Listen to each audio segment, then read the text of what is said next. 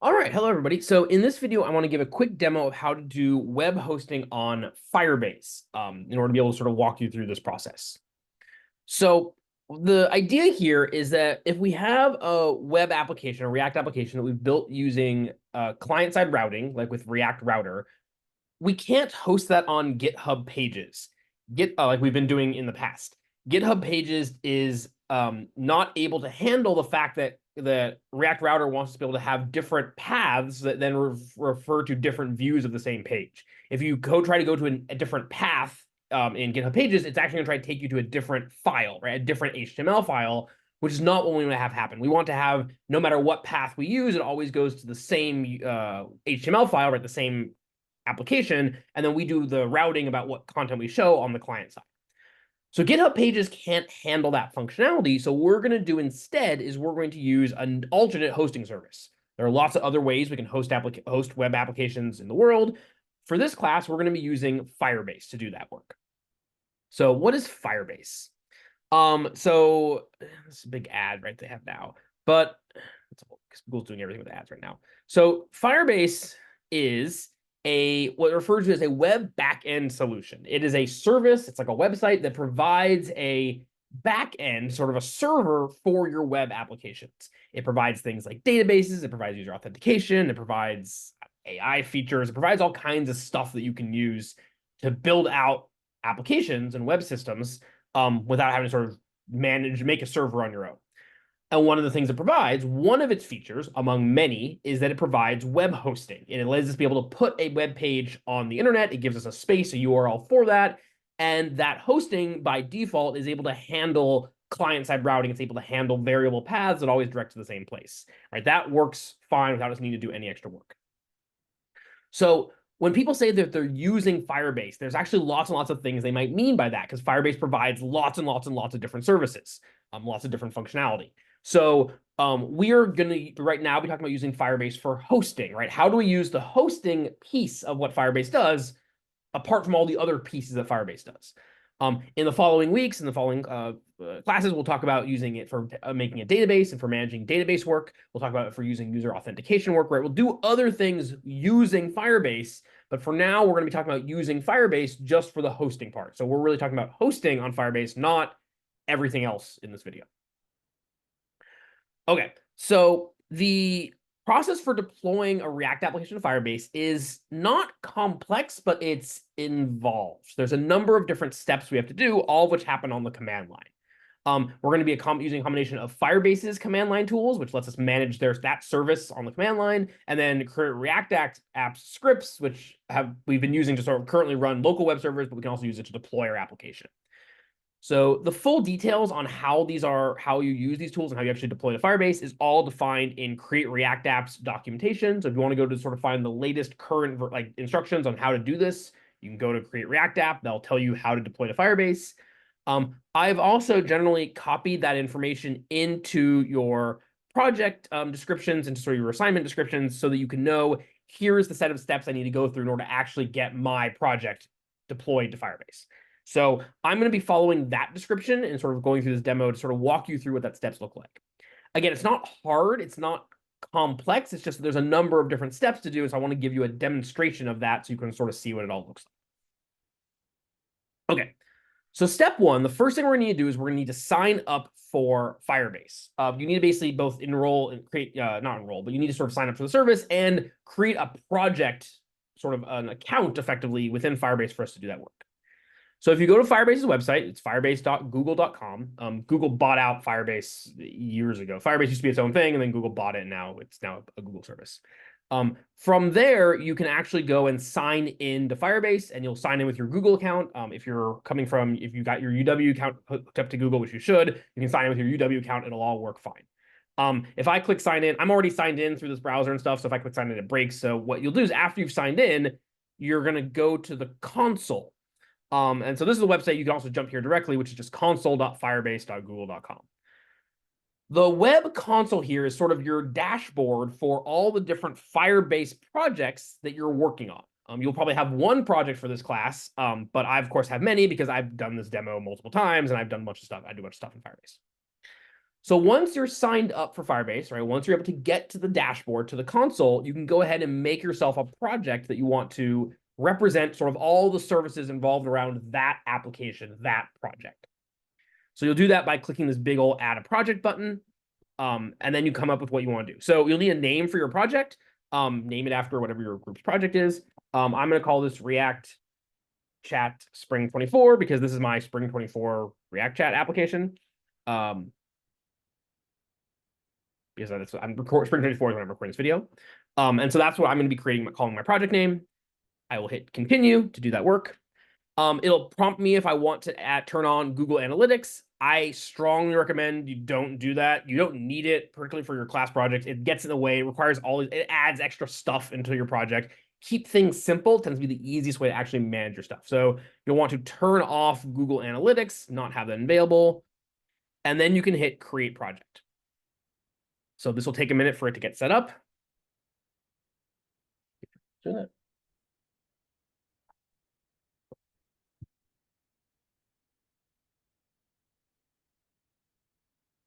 Wait for it. And then it's ready to go. From there, we're going to be able to get to the console for the dashboard for that particular project. So this is where we would do all the configuration of things like the database, of things like user authentication, of all these other functionality. We're going to do all that stuff later. For now, we just need to make sure the project exists. I don't need to actually do any work in the console here in order to get my hosting working, right? I know there's a hosting structure, kind of things listed here. We don't need to do any of that. I just need to make sure the project has created, has been associated with my account so that it's ready to go. You can associate these with lots of other students' accounts as well. In the textbook, there's details in Firebase on how to actually add your teammates to your Firebase account and to your Firebase projects and stuff. All right, so that's step one. Okay, so once we've gone ahead and gotten our project set up on Firebase's website, what we can then do is we can then begin getting the tools ready to actually deploy our application to that service. So in order to do that, we're going to do this through the command line. We're going to need to use the Firebase tools in order to actually go ahead and do that deployment. We'll have to install those tools in order for this to work. So we're going to go to our command line, and I'm working inside of my same folder, right? This is my application folder. This is our React Chat Router demo. And I'm going to want to make sure I install the Firebase tools. So you can use npm install-g Firebase tools.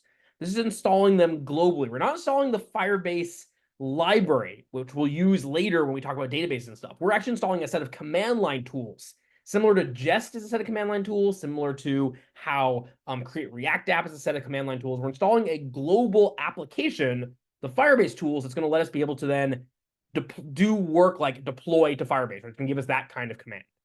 So we can install these globally by using npm install. You can also use npx to run all your Firebase commands using npx. That should work okay. I'm going to install it globally just because it runs a little bit faster on my machine. So you're going to go ahead and run npm install-g Firebase tools. This is going to should run really fast for me because I've installed these in previous demos in the past. Double check, make sure it works.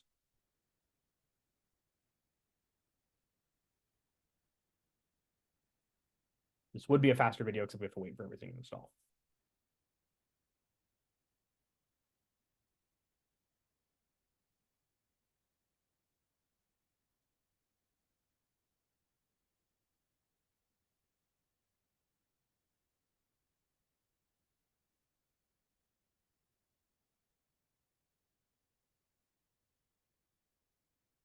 Cool.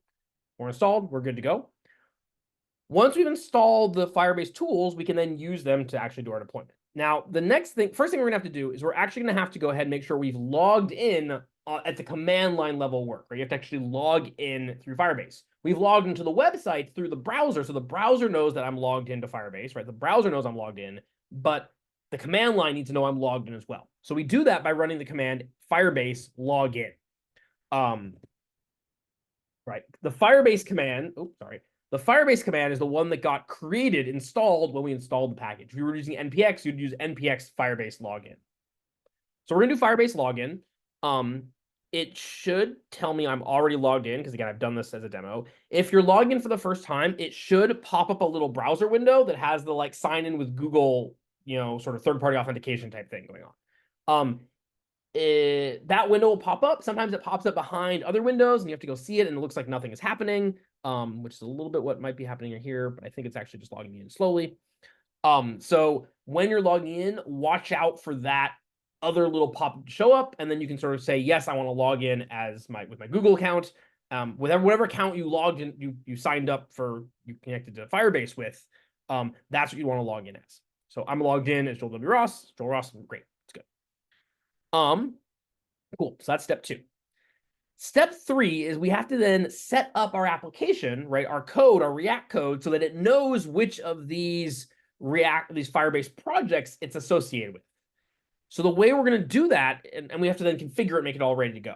So the way we're going to do that is we're going to run a command, Firebase init. This is going to initialize Firebase. It's going to set up all the configuration for our local code, right, our local project, so that it can be deployed to the Firebase website. So then we're going to go ahead and we're going to run that command, Firebase init. Now, this is important. You have to do this inside your project folder, right? Inside React Chat Router, inside my project, whatever your folder is called. Don't do it inside of the source. Don't do it inside the public, right? It needs to be in that root directory of that project. The same place that your public and source and package.json, right? All those files are. Your folders have to be set up correctly for this to work. So we run Firebase init. Then it brings us to a command line configuration wizard. It says Firebase. Yeah, sort of an ASCII code. So this is where we're going to be able to navigate through and use and set up our Firebase application. So this is a command line level wizard.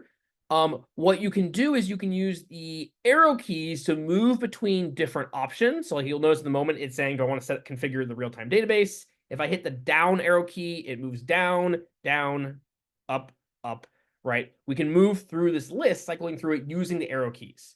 We hit the space bar to select or deselect, and you can see that with the little circle going on, in order to set up what we want to configure. Now, again, going to our instructions, what we're going to set up right now is hosting, configuring files for Firebase hosting. That's all we want to set up. We may use a database in the future. We may use authentication in the future. We will set those things up through the Firebase website.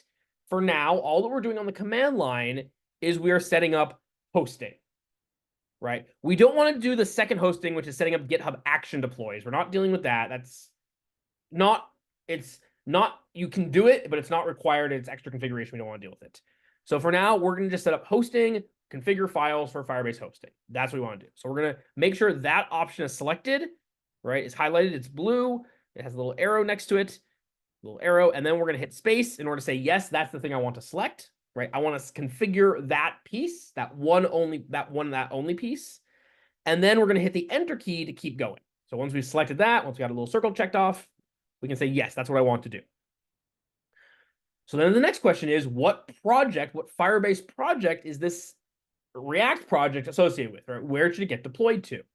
So we're going to use an existing project because we just created one, right? We already built the thing out in the website. And so that's all set up. So now we can use that existing project. So we hit enter. And what it'll do is it'll then go through, because I've logged in as myself to Firebase in the console, it knows all the different projects that I've created on the website. And so it can go through and list those together.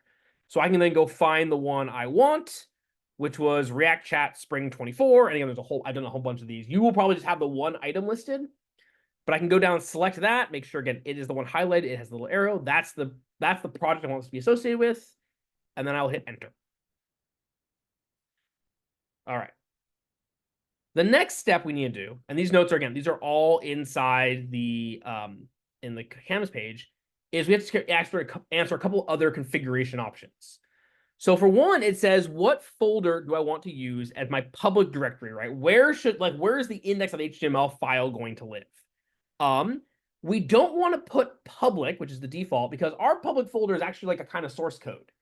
Instead, we want to put in the word build. I want to have it create a new folder, or it'll use a folder called build, which is where the built compiled version of my code will live, and that's what's going to get deployed.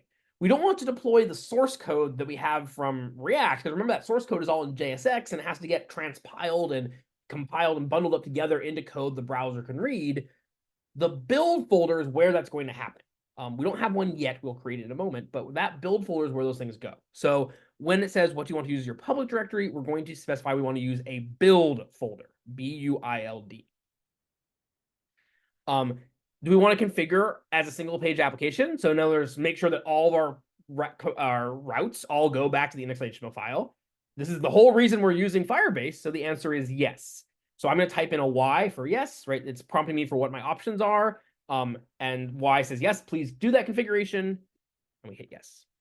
It asks if I want to set up automatic builds and deploys with GitHub. No, don't do that because, again, like GitHub, because you can't build React stuff through GitHub. That's more complicated. We don't want to deal with it. So we're going to put a no. I do not want to deal with this, right? Again, that's the option. Put an N for no or just type out the word no. With that done, we've now configured our Firebase application. It's done that by creating two different files inside of our project folder. It created a file called firebase.json that has configuration data, and then a thing called Firebase RC, which has like login information, kind of like login cookies type thing stored in it. If we go to our actual application here, right, we can look at these files. The Firebase.json thing basically says stuff like do the rewriting and use the public build folders are public. It just like lists the kind of the details that got configured. It's very simple, not a lot to it. The Firebase.rc file, where to go? Just has things like what project are we talking about? That's all it's in there. So there's not a lot of data inside those files, but those files are the ones that configure Firebase. So if you ever have any problems doing Firebase deployment, if it turns out it looks like your configuration might be wrong, delete those two files and rerun the configuration, this Firebase init process, right? Go through this wizard again, and it'll recreate those files. So those things are what you control. That's what you can delete in order to sort of like reset your Firebase. Okay, with that in place, now we've gotten Firebase set up. Now we have to go ahead and actually say, let's take this React code that we've written and create a version of it that can be put onto the web. Because remember, the source code that we have now can't go directly onto the website because it has to get, it's all JSX. It has to get transpiled into actual JavaScript that the computer can read. Luckily, the Create React App Tools gives us a tool that lets us be able to do that kind of compiling work, right? Sort of for deployment, for production. And that tool is a script called build. So in our folder, you know how we run npm start in order to start our local development server? Well, what we're going to do now is we're going to use npm run build in order to create a built deployable version of our project. So that's the command we're going to run, npm run build. And what this will do is this will basically go through our code. It'll transpile it all into the JavaScript. It'll compile it. It'll bundle it. It'll do all that sort of, it'll do a bunch of optimization work. It does all these pieces to take our code, build it into a new application, and then it'll put that application into this build folder. You can ignore this warning. I think this might just be a my computer thing.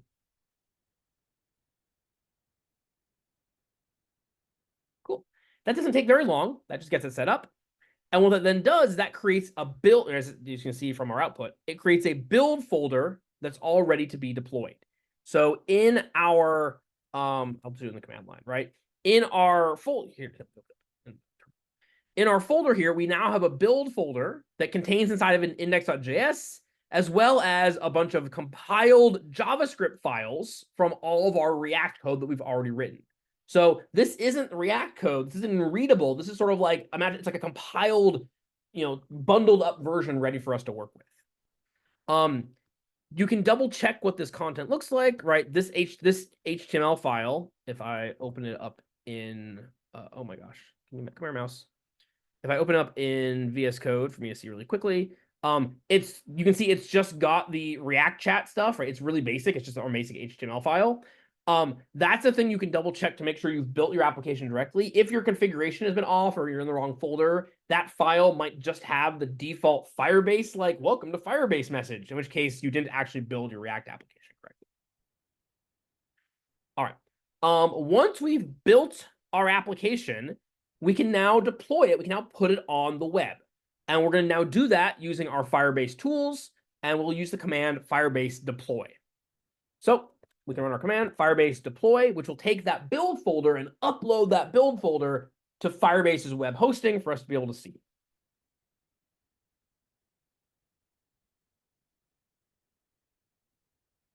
Like I said, it begins deploying to hosting, it runs through a bunch of things it has to upload, it sets a bunch of pieces together. And with that, it will then deploy it, and it'll give me a URL of where that lives. The URL will look like the name of your project.web.app. You can do some configuration around this as well on the website, but we don't need to worry about that. And that is now my actual application living. If I go to that URL, I can get to my React chat application hosted live on the web, right? And everything works, and my chat system is all there. Right? It all works together. And that's how you deploy with Firebase. If you decide you want to make changes to your code after that, right? If you want to update your project, if you want to go through a new version, if you want to fix some bugs, you want to do other processes, that's fine. You make those changes in your source code, right? You make your changes in our source code, just like we've been doing normally, right? You'll change your app, etc. What you'll then need to do is you'll need to rerun the build command, right? You'll need to run npm run build in order to regenerate, create that production built version of your code. That doesn't happen automatically. If you change the source code, you're gonna have to run npm run build in order to rebuild the final deployable version. You don't need to do that after every change. Do it like when you're ready to deploy at the end. Once you've rebuilt that application, you're then going to again run Firebase deploy. So the way you can think about it is similar to how with GitHub Pages, when you said after I'm done coding, I would switch over to the Git GH Pages branch and then push and switch back. Here, instead of switching over to a branch, you're going to run build, which is sort of the switch to branch, right? Make that production version, and then deploy is a little bit like your push. So those are the two commands you rerun if you want to update your code that's on the website. Okay, so that's the steps. I said there's only a couple of steps, and most of them are just run this command, type in these options in your configuration.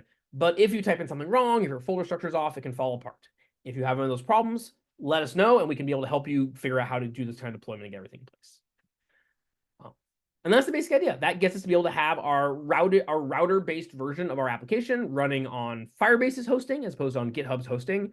And then in the future, we'll talk about how we can do more things with Firebase to be able to add extra functionality and extra features like databases and so forth to our applications. Okay, thanks.